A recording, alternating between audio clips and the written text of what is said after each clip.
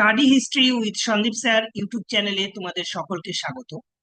আজকে আমরা আগামী এসএলএসটি 2025-এ ইতিহাস বিষয়ের একটি গুরুত্বপূর্ণ টপিক সুলতানি যুগ এবং সেই সুলতানি যুগের দাস বংশ একটি অন্যতম রাজবংশ এবং সেই রাজবংশের যে শাসকগণ রয়েছেন, যে সুলতানরা রয়েছেন, তাদের বিভিন্ন রাজনৈতিক কৃতিত্ব সম্পর্কে আজকের ভিডিওতে আলোচনা থাকবে। দেখো, সুলতানি যুগের পলিটিক্যাল হিস্ট্রি বা রাজনৈতিক ইতিহাসের যে গুরুত্বপূর্ণ জায়গাগুলো রয়েছে, যেখান থেকে আগামী এসএলএসটিতে কোশ্চেন আসার সম্ভাবনা রয়েছে, সেই জায়গাগুলি হলো: 1 নম্বর, শাসকের কালানুক্রম অর্থাৎ ক্রোনোলজি। কোন সুলতানের পরে কোন সুলতান সিংহাসন আরোহণ করেছে, সেই ক্রোনোলজি তোমাদের মনে রাখতে হবে। নেক্সট হচ্ছে তাদের পলিটিক্যাল অ্যাচিভমেন্ট বা রাজনৈতিক অবদান, অর্থাৎ তারা কে কি করেছে, তারা কতটা সাংস্কৃতিক পৃষ্ঠপোষকতা করেছে, তারা কতটা পলিটিক্যাল কন্ট্রিবিউশন রেখেছে, ইত্যাদি বিষয়গুলো তোমাদের জানতে হবে, যে জায়গা থেকে এমসিকিউ কোশ্চেন হতে পারে।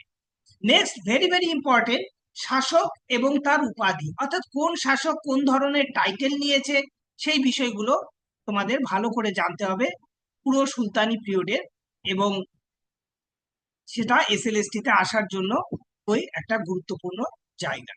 নেক্সট হচ্ছে মঙ্গল আক্রমণ এবং তার সেনাপতি যারা রয়েছে সেই বিষয়টা, অর্থাৎ সেই জায়গাগুলো থেকে কোশ্চিন আসার সম্ভাবনা রয়েছে।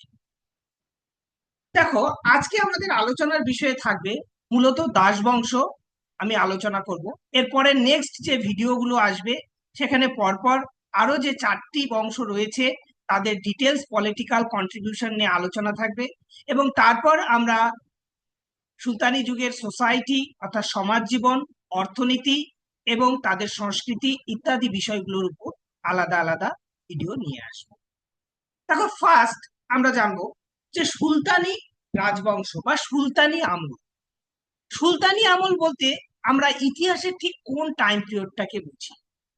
সাধারণভাবে 1206 খ্রিস্টাব্দ থেকে 1526 খ্রিস্টাব্দ পর্যন্ত, অর্থাৎ কুতুবউদ্দিন আইবকের দাস বংশ থেকে শুরু করে বাবরের আগমন কাল, মুঘল সম্রাট বাবরের আগমন কাল পর্যন্ত ইতিহাসের যে কাল পর্ব, সেটি সুলতানি যুগ বা সুলতানি আমল নামে পরিচিত। এবার প্রশ্ন হচ্ছে, এই টাইম পিরিয়ডটাকে কেন আমরা সুলতানি শাসন বলে থাকি? দেখো, এই যে টাইম পিরিয়ড অর্থাৎ 1206 থেকে 1526, এই টাইম পিরিয়ডে 5টি রাজবংশ রাজত্ব করেছে। তার মধ্যে দাস বংশ, খলজি বংশ, তুগলক বংশ, সৈয়দ বংশ এবং লোদি বংশ। এই 5টি রাজবংশের প্রায় সকল সুলতানই সুলতান উপাধি ধারণ করেছিল, এক্সেপ্ট খিজির খা। শুধুমাত্র খিজির খা সুলতান উপাধি ধারণ করেনি, যে কারণে এই 5টি রাজবংশের ইতিহাস, অর্থাৎ 1206 থেকে 1526 খ্রিস্টাব্দ পর্যন্ত এই 5টি রাজবংশের ইতিহাস আমরা সুলতানি আমল বা সুলতানি যুগের ইতিহাস বলে চিহ্নিত। এবার বিষয়টা ঐতিহাসিক মহলে, এই যে টাইম পিরিয়ডটা অর্থাৎ 1206 থেকে 1526, এই যে টাইম পিরিয়ডটা, এটাকে অনেকে তুর্ক আফগান শাসনকাল বলেও উল্লেখ করেছেন। কেন তুর্ক আফগান শাসনকাল বলে উল্লেখ করেছেন? তার মেন কারণ, এখানে যে 5টি তোমরা রাজবংশ দেখছো, অর্থাৎ দাস বংশ, খলজি বংশ, তুগলক বংশ, সৈয়দ বংশ এবং লোদি বংশ, এই যে 5টি রাজবংশ তোমরা দেখছো, এই 5টি রাজবংশের মধ্যে প্রথম 4টি ছিল তুর্ক বংশোদ্ভূত এবং লাস্ট অর্থাৎ লোদিরা একমাত্র ছিল আফগান বংশোদ্ভূত। এই কারণে এই টাইমের ইতিহাস তুর্ক আফগান শাসনকাল নামেও পরিচিত। আমি তোমাদের আলোচনাটা রাখবো এমন ভাবে, সেটা হলো এমসিকিউ রিলেটেড, অর্থাৎ কিছু আমি গুরুত্বপূর্ণ জায়গা এখানে তুলে এনেছি, সেই জায়গাগুলো আমি আলোচনা করব। ফার্স্ট আমরা দাস বংশ সম্পর্কে দেখব। এই দাস বংশের প্রতিষ্ঠাতাকে কুতুবউদ্দিন আইবক। একটু বলে নেই, এই কুতুবউদ্দিন আইবক কে ছিল? আমরা জানি তরাইনের দ্বিতীয় যুদ্ধে 1192 খ্রিস্টাব্দে পৃথ্বীরাজ চৌহানকে পরাজিত করেছিল মোহাম্মদ ঘুরি, এবং মোহাম্মদ ঘুরির একজন বিশ্বস্ত অনুচর ছিলেন এই কুতুবুদ্দিন আইবক। এবং মোহাম্মদ ঘুরি ভারতীয় ভূখণ্ডের যে অংশটুকু দখল করেছিলেন সেই অঞ্চলের শাসনভার পেয়েছিলেন কুতুবুদ্দিন আইবক। এবং কুতুবুদ্দিন আইবক মোহাম্মদ ঘুরি যখন অপুত্রক অবস্থায় মারা যায়, তখন 1206 খ্রিস্টাব্দে ভারতের এই ভূখণ্ডে যে অঞ্চলটা মোহাম্মদ ঘুরি দখল করেছিল সেই অঞ্চলের সর্বেশেরপা হয়ে ওঠে। 1206 খ্রিস্টাব্দে মোহাম্মদ ঘুরির ভ্রাতুষ্পুত্র গিয়াসউদ্দিন মোহাম্মদ একটি সনদ দ্বারা কুতুবুদ্দিন আইবককে ভারতীয় যে অঞ্চলে মোহাম্মদ ঘুরি দখল করেছিল সেই অঞ্চলের শাসক পদে উন্নীত করেন। এবং এই সময় থেকে, অর্থাৎ এই 1206 খ্রিস্টাব্দ থেকে দিল্লির সুলতানি শাসন প্রতিষ্ঠিত হয়। পক্ষান্তরে আমরা বলতে পারি দাস বংশের প্রতিষ্ঠা হয়। তাহলে দাস বংশের প্রতিষ্ঠা কে করেন? 1206 খ্রিস্টাব্দে কুতুবুদ্দিন আইবক দাস বংশের প্রতিষ্ঠা ছিলেন। নেক্সট, এই বংশকে অনেকে মামেলুক বলেছে।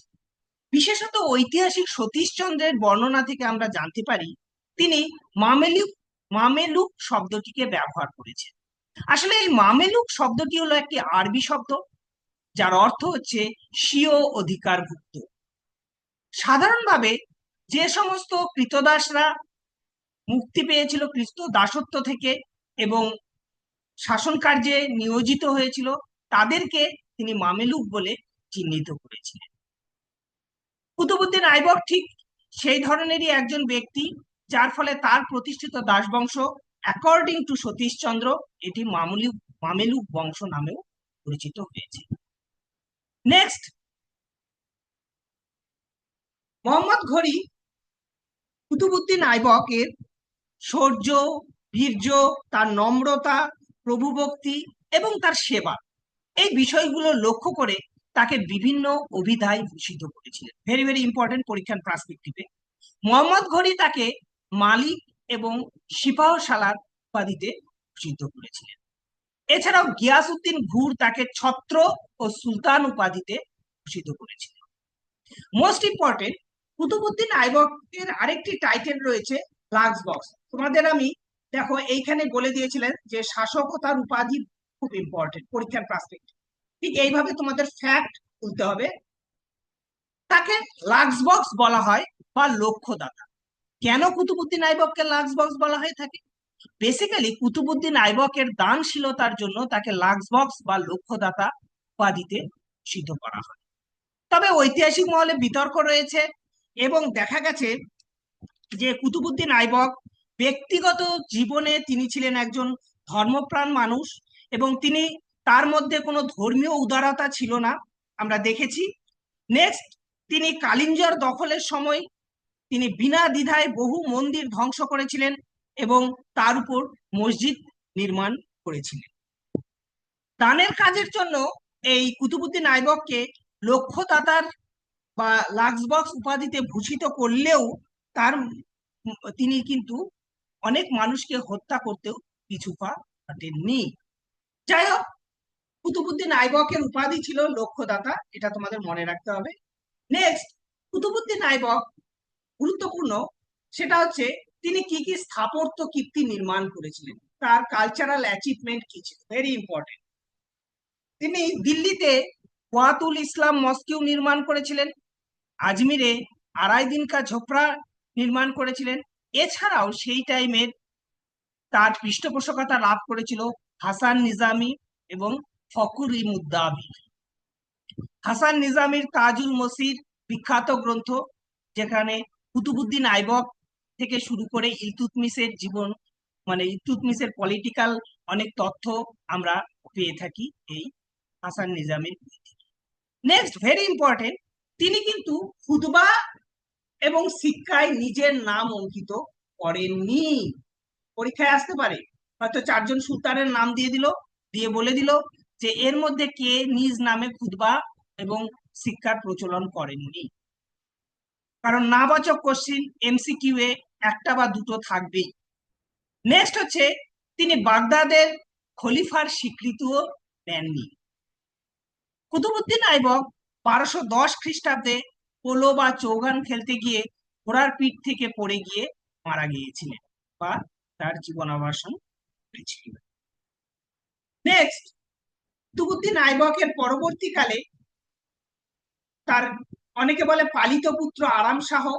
অবশ্য এই আরাম শাহের বংশ পরিচয় নিয়ে বা আরাম শাহের পরিচিতি নিয়ে ঐতিহাসিক মহলে বিতর্ক রয়েছে। অনেক ঐতিহাসিক বলেছেন আরাম শাহর প্রকৃত নাম ছিল আরাম বক্স এবং তিনি শাহ উপাধি নিয়ে লাহোরে শাসনকর্তা হিসাবে নিযুক্ত হয়েছিলেন। সাধারণভাবে আরাম শাহ ছিল অযোগ্য শাসক এবং তার রাজত্বকাল ছিল খুব কম, মাত্র 8 মাস তিনি রাজত্ব করেছিলেন। এবং তারপরই ইলতুৎমিশের 3 জন কন্যা ছিলেন এবং তারই এক জামাতা, সরি, কুতুবউদ্দিন আইবকের 3 জন মেয়ে ছিলেন এবং তারই এক জামাতা ইলতুৎমিশ তাকে পরাজিত করেন এবং শামসুদ্দিন ইলতুৎমিশ তাকে পরাজিত করেন এবং তাকে বন্দী করেন এবং দিল্লির সিংহাসন আরোহণ। ইলতুৎমিশের টাইম পিরিয়ড দেখো, দাস বংশের মধ্যে সবচেয়ে গুরুত্বপূর্ণ যে জায়গাগুলো থেকে তোমাদের কোশ্চিন আসতে পারে, ফার্স্ট যেহেতু ফাউন্ডার হিসেবে কুতুবউদ্দিন আইবক থেকে আসতে পারে, নেক্সট ইলতুৎমিশ থেকে আসতে পারে, মোস্ট ইম্পর্টেন্ট ইলতুৎমিশ এবং রাজিয়ার পার্টটা তোমাদের ভালো করে পড়তে হবে এবং সেই জায়গা থেকে কোশ্চিন আসার সম্ভাবনা রয়েছে তাদের পলিটিক্যাল অ্যাচিভমেন্টস থেকে। ইলতুৎমিশ যখন সিংহাসনে বসেছিলেন তার পরবর্তীকালে এবং তার পরবর্তীকালে তিনি দিল্লির সুলতানি যে সাম্রাজ্য তাকে সুদৃঢ় ভিত্তির উপর প্রতিষ্ঠা করার একটা প্রবণতা ইলতুৎমিশের মধ্যে আমরা দেখেছি এবং ইলতুৎমিশকে দিল্লির সুলতানি শাসন ব্যবস্থার প্রকৃত প্রতিষ্ঠাতা রূপে গণ্য করা হয়।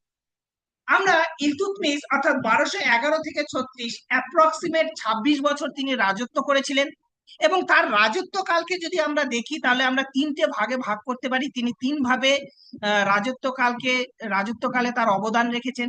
প্রথম 1211 থেকে 20 খ্রিস্টাব্দ পর্যন্ত তিনি নিজ রাষ্ট্রের অন্তর্গত যে বিরুদ্ধ শক্তিগুলো ইলতুৎমিশের বিরুদ্ধে দানা বেঁধেছিল সেগুলোকে খর্ব করার চেষ্টা করেছিলেন। নেক্সট 1221 থেকে 27 এই যে টাইম পিরিয়ড, এই টাইম পিরিয়ডে তিনি মঙ্গল নেতা চেঙ্গিস খাঁর উপস্থিতি সংক্রান্ত যে সমস্যা সেই সমস্যার সমাধান করার চেষ্টা করেছেন এবং 1228 থেকে 36 এই যে টাইম পিরিয়ড, এই টাইম পিরিয়ডে তিনি সাম্রাজ্যকে সুদৃঢ় ভিত্তির উপর অর্থাৎ সাম্রাজ্য সংগঠক হিসাবে কাজ করেছিলেন এবং এই কাজের জন্যই কুতুবউদ্দিনকে কিন্তু দিল্লির প্রকৃত প্রতিষ্ঠাতা রূপে গণ্য করা হয়ে থাকে। নেক্সট, ইলতুৎমিশ প্রথম জীবনে দাস ছিলেন এবং কুতুবউদ্দিন আইবকের কাছে যখন তিনি আসেন তার কৃতদাসে তার গুণে মুগ্ধ হয়ে, ঠিক যেরকম কুতুবউদ্দিন আইবক মোহাম্মদ ঘুরির কাছে হয়েছিলেন, ঠিক সেই রকমই ইলতুৎমিশ তার গুণ মুগ্ধ হয়ে গুণে মুগ্ধ হয়ে কুতুবউদ্দিন আইবক তার নিজ কন্যার সঙ্গে বিবাহ দেন এবং তার পরবর্তীকালে তোমরা জানো যে আরাম শাহকে পরাজিত করে তিনি সুলতানি পদে আসীন হয়েছিলেন। নেক্সট, শামসুদ্দিন ইলতুৎমিশের সামনে যে অভ্যন্তরীণ শক্তির আমি কথা বললাম অর্থাৎ ফার্স্ট ফেজে অর্থাৎ 1211 থেকে 20 এই যে টাইম পিরিয়ডে যে অভ্যন্তরীণ সমস্যাগুলোর তিনি সম্মুখীন হয়েছিলেন তার মধ্যে অন্যতম হচ্ছে গজনির শাসক তাজউদ্দিন ইলদুস, মুলতানের শাসক নাসির উদ্দিন কুবাচা এবং আমাদের বাংলার শাসক আলী মর্দান কিন্তু বেশ তোমার হচ্ছে কি বলে তার বিরুদ্ধে এক বিদ্রোহ ঘোষণা করেছিল বা শক্তি হিসেবে তারা কিন্তু প্রতিহত করার চেষ্টা করেছিল। আলী মর্দান খুব ইম্পর্টেন্ট, বাংলার কে শাসক ছিল, তোমাদের ম্যাচ দ্য ফলোইং এও এখান থেকে কোশ্চিন আসতে পারে, কে কোথাকার শাসক ছিলেন সেই বিষয়টা তোমাদের জানতে হবে। নেক্সট, তিনি এদের আক্রমণকে প্রতিহত করেছিলেন বা এদেরকে তিনি তোমার হচ্ছে তাদের শক্তিকে খর্ব করে দিল্লি সুলতানি সাম্রাজ্যকে প্রতিষ্ঠা করেছিলেন। গুরুত্বপূর্ণ যে বিষয় সেটা হচ্ছে ইলতুৎমিশের যে সিংহাসন আরোহণ সেটা নিয়ে ঐতিহাসিক মহলে বিতর্ক রয়েছে। বিশেষত ঐতিহাসিক ত্রিপাঠী তার সিংহাসন আরোহণ কালকে বা তার সিংহাসন আরোহণ কালকে যৌক্তিকতার তথ্যে তিনি বিচার করার চেষ্টা করেছেন এবং তিনি যে বিষয়গুলো উল্লেখ করেছেন যে ইলতুৎমিশের সিংহাসন আরোহণের যথার্থতা রয়েছে, কারণ তুর্কি আমিরগণ ইলতুৎমিশকে সাপোর্ট করেছিল। নেক্সট, তিনি একজন দক্ষ সামরিক নেতা ছিলেন এবং ইসলামের নিয়ম অনুযায়ী সিংহাসনের যোগ্যতম ব্যক্তির অধিকার তিনি স্বীকৃতি লাভ করেছিলেন। নেক্সট, তিনি মোহাম্মদ ঘুরির দাসত্ব পদ থেকে, ইতিপূর্বে মোহাম্মদ ঘুরি কর্তৃক যে দাসত্ব, সেখান থেকে মুক্ত হয়েছিলেন এবং বাগদাদের খলিফা সুলতানে আজম উপাধি দ্বারা তাকে সম্মান এবং স্বীকৃতি প্রদান করেছিল। Very very important. এই সমস্ত যুক্তি দেখিয়ে ঐতিহাসিক ত্রিপাঠী এবং ঈশ্বরী প্রাসাদ এরা কিন্তু এই যে ইলতুৎমিশের আগমন কালকে বৈধতা দান করার চেষ্টা করেছেন। MCQ পার্সপেক্টিভে very important. 1229 খ্রিস্টাব্দে কত খ্রিস্টাব্দে তিনি খলিফার স্বীকৃতি লাভ করেছিলেন এবং কোন উপাধিতে ভূষিত হয়েছিলেন, এবং তিনি নিজেকে খলিফার সেনাপতি বলে উল্লেখ করেছিলেন। Very very important. ক্রোনোলজিতে তোমাদের আসতে পারে যে তিনি কোন সুলতানকে কখন কোন টাইমে পরাজিত করেছেন, তার টাইম পিরিয়ড এবং সেখানকার শাসকের নাম ইম্পর্টেন্ট। আমি এমসিকিউ পার্সপেক্টিভে তোমাদের কিছু বলে দিলাম, বলছি। সেটা হচ্ছে 1216 খ্রিস্টাব্দে তিনি গজনির শাসনকর্তা তাজউদ্দিন ইলদিজকে পরাজিত করেছিলেন। কোন যুদ্ধে? তরাইনের তৃতীয় যুদ্ধে।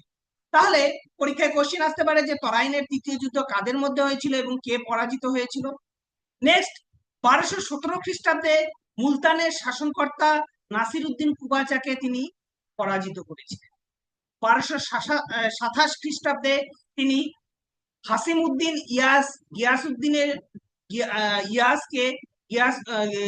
গিয়াসউদ্দিনকে যুদ্ধে পরাজিত করেন এবং বাংলাকে তিনি সুলতানি সাম্রাজ্যের অন্তর্ভুক্ত করেন। 1229 খ্রিস্টাব্দে মালিক বলখা খলজি তিনি স্বাধীনভাবে বাংলার শাসন করার চেষ্টা করেছিলেন এবং ইলতুৎমিশ তাকে হত্যা করে এবং আলাউদ্দিন জানিকে তিনি বাংলাদেশের শাসনকর্তা হিসাবে মনোনীত করেন বা নিযুক্ত করেন। নেক্সট, 1226 খ্রিস্টাব্দে তিনি মান্দাসর জয় করেছিলেন। 1234 খ্রিস্টাব্দে তিনি মালব আক্রমণ করে এবং ভিলসা ও উজ্জয়িনী লুণ্ঠন করে। এছাড়াও তিনি আরো বেশ কিছু জায়গা দখল করেছিলেন, তার পলিটিক্যাল এক্সপ্যানশন করেছিলেন, সেটা হচ্ছে রণথম্বর, জালোর, গোয়ালিয়র, যোধপুর এবং গুজরাট। এই সমস্ত জায়গাগুলোতে তিনি তার এক্সপ্যানশন অব্যাহত রেখেছিলেন। নেক্সট, গুরুত্বপূর্ণ, তিনি কোন কোন মুদ্রা প্রচলন করেছিলেন? তিনি রূপোর মুদ্রা এবং তামার মুদ্রা প্রচলন করেছিলেন। ভেরি ইম্পর্টেন্ট যে কে রূপোর মুদ্রা এবং তামার মুদ্রা প্রচলন করেছিলেন সুলতানি যুগে। Next, very important, Iltutmish Lahore থেকে দিল্লিতে রাজধানী স্থানান্তর করেছিলেন। লাহোরে কে শাসন করতো? লাহোর থেকে আমরা দেখেছি কুতুবউদ্দিন আইবক লাহোর থেকে শাসন করত এবং ইলতুৎমিশ সেই রাজধানী স্থানান্তর করেছিলেন কোথায়? আমার হচ্ছে দিল্লিতে। নেক্সট, গুরুত্বপূর্ণ যে বিষয়গুলো রয়েছে তার মধ্যে দেখো, ইলতুৎমিশ ইকতা ব্যবস্থার প্রশাসনে এবং সাম্রাজ্য সংগঠক, এই কারণেই তাকে অন্যতম বলা হয়। তিনি ইকতা ব্যবস্থার প্রবর্তন করেছিলেন এবং তুর্কানে চাহালগানি বা বন্দেগানে চাহালগানি বা 40 চক্র, অর্থাৎ অভিজাতদের একটা গোষ্ঠী, একটা দল, যেটা বন্দেগানি চাহালগানি বা তুর্কানে চাহালগানি নামে পরিচিত, তিনি সেটা প্রতিষ্ঠা করেছিলেন এবং ইকতা ব্যবস্থা প্রবর্তন করেছিলেন। তিনি ঠিক যেমন দেশের অভ্যন্তরে আমরা দেখেছি যে এই শক্তিগুলোকে পরাজিত করেছিলেন, একইভাবে তিনি কিন্তু মঙ্গল আক্রমণ প্রতিহত করেছিলেন দ্বিতীয় ফেজে। তিনি মঙ্গল নেতা চেঙ্গিস খান খিবা বা কোয়াজিম আক্রমণ যখন করে, তখন কি করেছিল যে জালালউদ্দিন মঙ্গোবার্ণী সেখান থেকে, অর্থাৎ কোয়াজারিম থেকে যখন চেঙ্গিস খান আক্রমণ ঘটে, সেখান থেকে তিনি পাঞ্জাবে পালিয়ে যান এবং ওই পাঞ্জাবটা কার দখলে ছিল? সেই সময় ইলতুৎমিশের দখলে ছিল এবং ইলতুৎমিশের কাছে জালালউদ্দিন মঙ্গোবার্ণী তিনি শেল্টার নেওয়ার চেষ্টা করেন, আশ্রয় নেওয়ার চেষ্টা করেন, কিন্তু তোমার হচ্ছে কি বলে, ইলতুৎমিশ এটা উপলব্ধি করতে পেরেছিলেন যে তিনি যথেষ্ট দক্ষ ছিলেন প্রশাসনিক দিক থেকে এবং তিনি এটা উপলব্ধি করতে পেরেছিলেন যে জালালউদ্দিন মঙ্গোবার্ণীকে শেল্টার দেওয়ার অর্থই হলো চেঙ্গিস খাঁকে তার নিজ ভূখণ্ডে আমন্ত্রণ জানানো, যে কারণে তিনি তা প্রত্যাখ্যান করেন এবং দিল্লিতে দিল্লিকে চেঙ্গিস খান আক্রমণ থেকে তিনি মুক্ত করেছিলেন। নেক্সট, এসএসসির যে এমসিকিউ প্যাটার্ন রয়েছে সেই পার্সপেক্টিভে ইলতুৎমিশের যে কালচারাল কন্ট্রিবিউশন সেই জায়গাটা ইম্পর্টেন্ট রয়েছে, তোমরা ভালো করে দেখবে। তিনি কুতুব মিনারের কাজ শেষ করেছিলেন এবং কুতুবি মসজিদ স্থাপন করেছিলেন এবং তাকেই মধ্যযুগীয় দিল্লি নগরীর প্রধান স্থপতি বলা হয়ে থাকে। ভেরি ইম্পর্টেন্ট যে মধ্যযুগীয় দিল্লি নগরীর প্রধান স্থপতি কে ছিলেন, তিনি হলেন ইলতুৎমিশ। এছাড়াও তার রাজসভায় বিভিন্ন বিখ্যাত যে পণ্ডিত রয়েছে, কবিরা রয়েছে, তারা পৃষ্ঠপোষকতা পেয়েছিল, যেমন মিনহাজুস সিরাজ, রুহানি, উসমানী, তাজউদ্দিন রাজেব, হাসান নিজামি ইত্যাদি, তারা কিন্তু তার পৃষ্ঠপোষকতা লাভ করেছে। ইলতুৎমিশ তার মৃত্যুর আগে তার কন্যা রাজিয়াকে দিল্লির সিংহাসনে উত্তরাধিকার হিসাবে মনোনীত করেন এবং 1236 খ্রিস্টাব্দে তিনি কিন্তু মৃত্যু করেন। কিন্তু ইলতুৎমিশের মৃত্যুর পর সিংহাসন আরোহণ নিয়ে দ্বন্দ্ব দেখা দেয় এবং রাজিয়ার পরিবর্তে প্রথম অবস্থায় রুকুদউদ্দিন ফিরোজ শাহ সে কি করে, সে সিংহাসনে বসে, কিন্তু তিনি ছিলেন অযোগ্য শাসক এবং তার আমলে তার মাতা শাহ তুর্কিন প্রকৃতপক্ষে শাসক হয়ে ওঠে এবং মা ও ছেলে মেয়ে এক স্বৈরাচারী শাসনের সূচনা করে, যার ফলে দিল্লির জনগণ ক্রুদ্ধ হয় এবং সেই স্বৈরাচারী শাসন থেকে রক্ষা পেতে রাজিয়াকে সিংহাসনে বসানো। এই রাজিয়ার সিংহাসন আরোহণ দিল্লির সুলতানের যে শাসন ব্যবস্থা, সেই শাসন ব্যবস্থার ইতিহাসে অত্যন্ত গুরুত্বপূর্ণ। রাজিয়া সম্পর্কে জানতে আমাদের যে ঐতিহাসিক গ্রন্থ বিশেষভাবে সাহায্য করে সেটা হচ্ছে ফুতুহ উস সালাতিন, অর্থাৎ এই গ্রন্থ থেকে আমরা রাজিয়া সম্পর্কে বিস্তৃত বিবরণ পাই এবং ফুতুহ সালাতিনের যে বিষয়গুলো উল্লেখ করা হয় যে রাজিয়াকে সিংহাসন আরোহণ ইতিহাসে বেশ গুরুত্বপূর্ণ। কেন গুরুত্বপূর্ণ? কারণ রাজিয়ার মধ্য দিয়ে বেশ কতগুলো কনসেপ্ট, বেশ কতগুলো বিষয় দিল্লির সুলতানি শাসন ব্যবস্থায় আগমন ঘটেছিল। যেমন দিল্লির সাধারণ মানুষ রাজিয়াকে সিংহাসনে বসিয়েছিল, অর্থাৎ সিংহাসন সংক্রান্ত কাজে সাধারণ মানুষের অধিকার প্রতিষ্ঠা হয় এই রাজিয়ার সিংহাসন আরোহণের মধ্য দিয়ে। 2 নম্বর,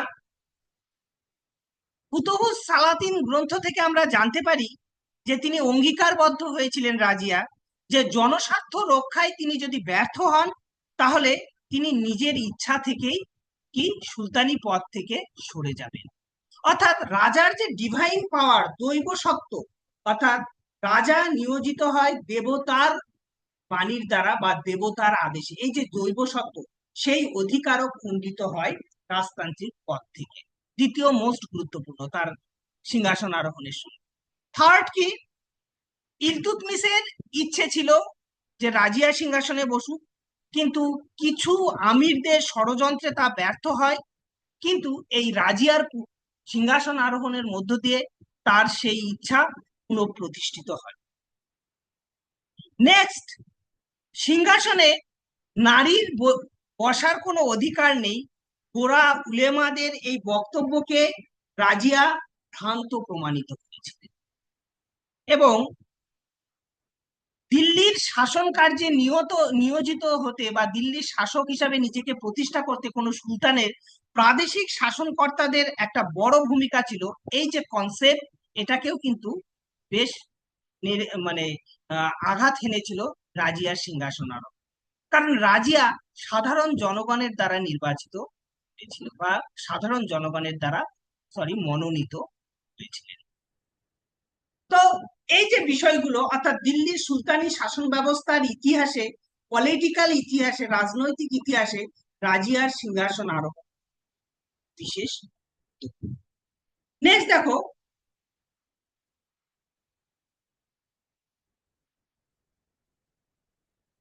রাজিয়ার যে গুরুত্বপূর্ণ যে কাজগুলো রয়েছে তার মধ্যে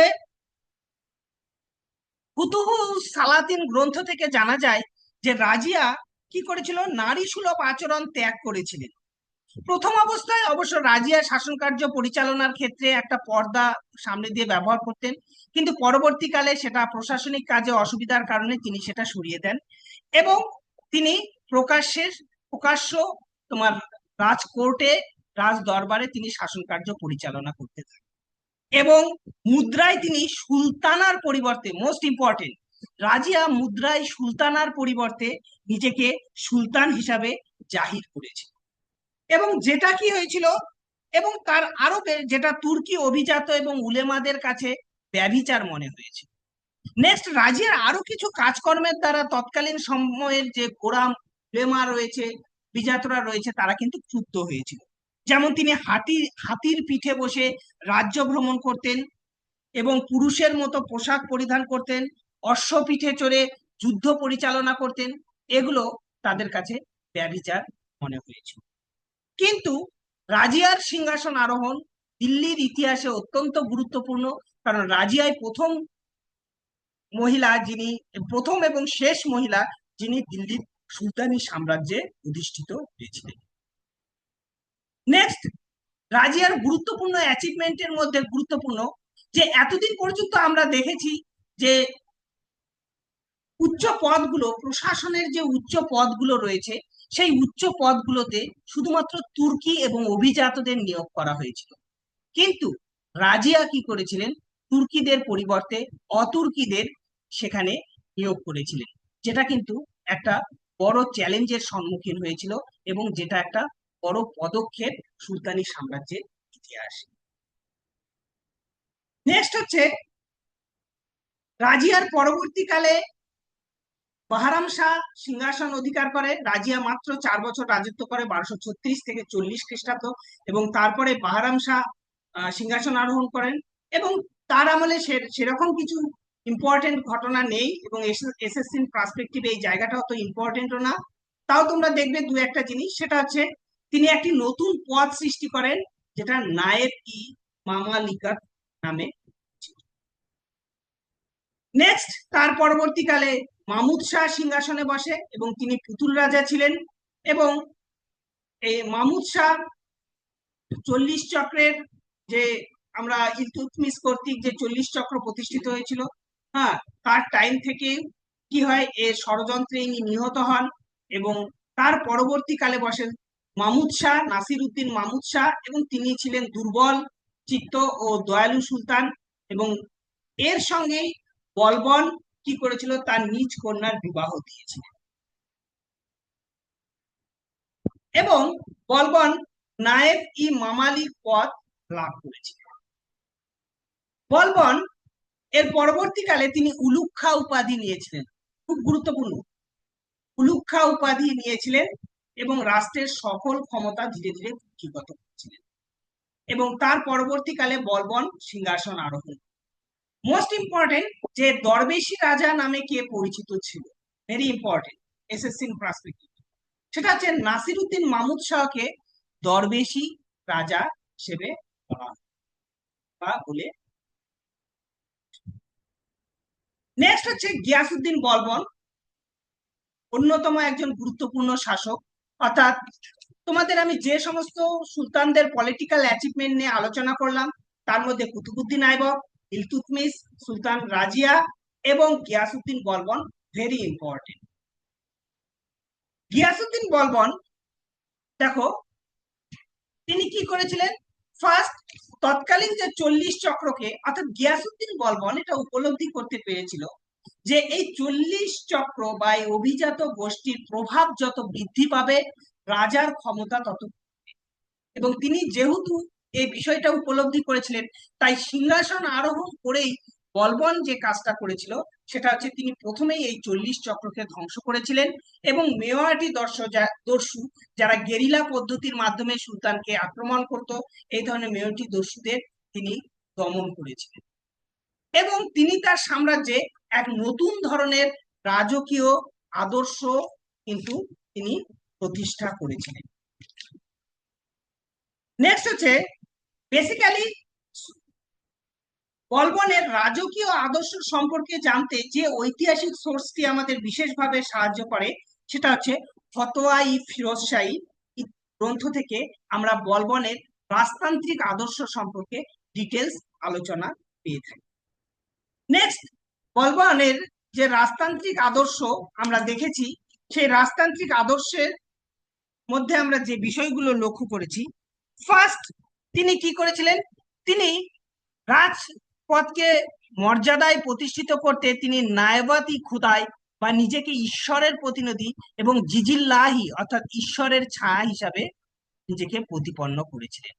অর্থাৎ তিনি নিজেকে পারসিক যে কিংবদন্তি নায়ক আফ্রাসিয়ার বংশধর হিসাবে নিজেকে প্রতিষ্ঠিত করেন এবং তিনি সবসময় যেটা করতেন সেটা হচ্ছে সাধারণ মানুষ বা দরবারের যে সাধারণ অভিজাত তাদের কাছ থেকে নিজেকে দূরে রাখতেন এবং নিজের প্রভাব প্রতিপত্তিকে দেখানোর চেষ্টা।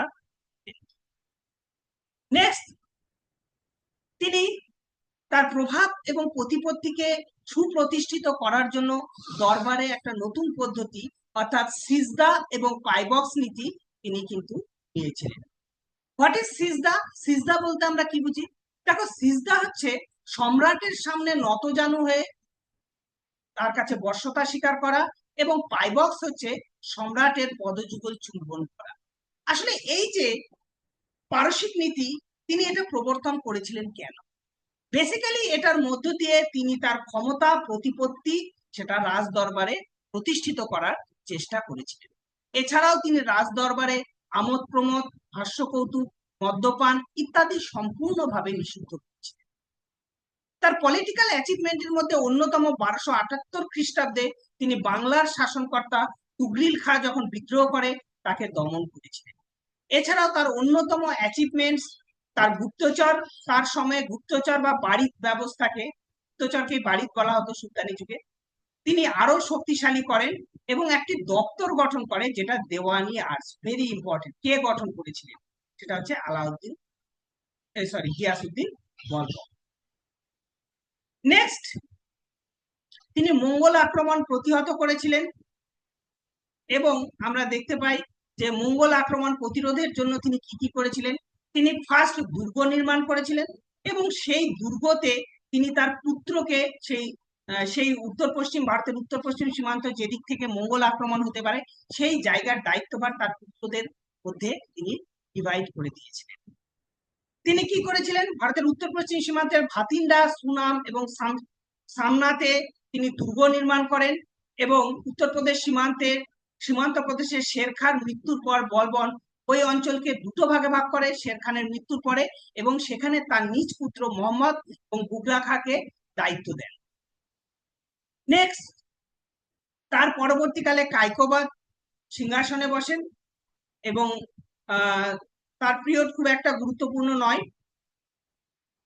নেক্সট হচ্ছে কায়ুমার্স 1290 খ্রিস্টাব্দে বসেন এবং তার সময়ে খলজি বিপ্লব ঘটে এবং কায়ুমার্সকে হত্যা করে জালালউদ্দিন খলজি দিল্লিতে দাস বংশের অবসান ঘটান এবং খলজি বিপ্লবের মধ্য দিয়ে খলজি রাজবংশের সূচনা। আজকের ক্লাস এই পর্যন্তই। এতক্ষণ আমার সঙ্গে থাকার জন্য সকলকে ধন্যবাদ। ক্লাসটি যদি ভালো লাগে অবশ্যই চ্যানেলটিকে সাবস্ক্রাইব করবে, শেয়ার করবে এবং কমেন্ট করবে। ভালো লাগলে অবশ্যই ভিডিওটি লাইক করবে। ধন্যবাদ সকলকে।